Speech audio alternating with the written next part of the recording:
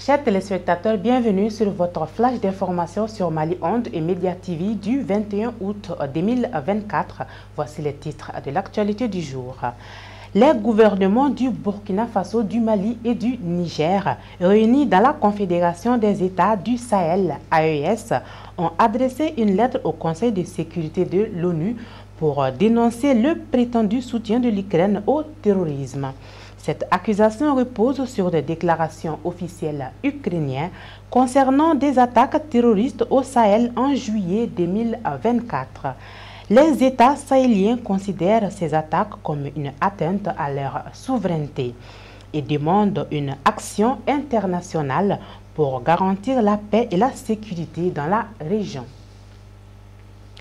Le 19 août 2024, la Journée mondiale de la photographie a été célébrée au Mali en rendant hommage aux deux icônes de la photographie malienne, Malik Sidibé et Seydou Keïta. Organisée par le ministère de l'Artisanat, de la Culture et de l'Industrie hôtelière et du Tourisme Machite et la Maison africaine de la photographie MAP, la journée a comporté une exposition de leurs œuvres, un vernissage et un atelier sur la gestion des archives photographiques. Cette célébration a réuni professionnels, étudiants, passionnés, mettant en lumière l'importance de préserver le patrimoine visuel malien. Moussa Ag Atayer, ministre des Maliens de l'extérieur et de l'intégration africaine, a présidé la signature d'une convention de partenariat pour relancer le programme Tokten en collaboration avec le professeur Bourima Kassagne, ministre de l'Enseignement supérieur et le PNUD.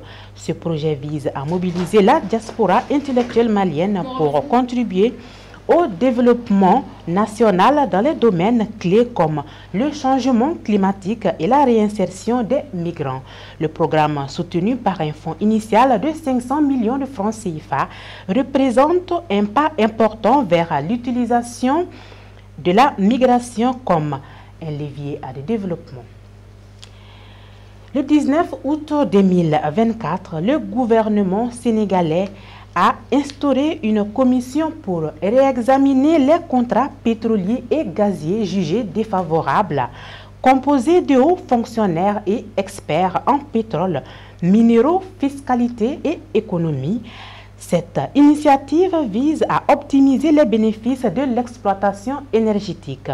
Le Sénégal ayant commencé la production de pétrole en juin et prévoyant l'exploitation du gaz au second semestre, souhaite renégocier les accords de l'administration précédente pour mieux servir ses intérêts. Ousmane Sonko, Premier ministre, a affirmé l'engagement du gouvernement dans cette démarche cruciale. Merci de nous avoir suivis. Ceci met fin à ce flash.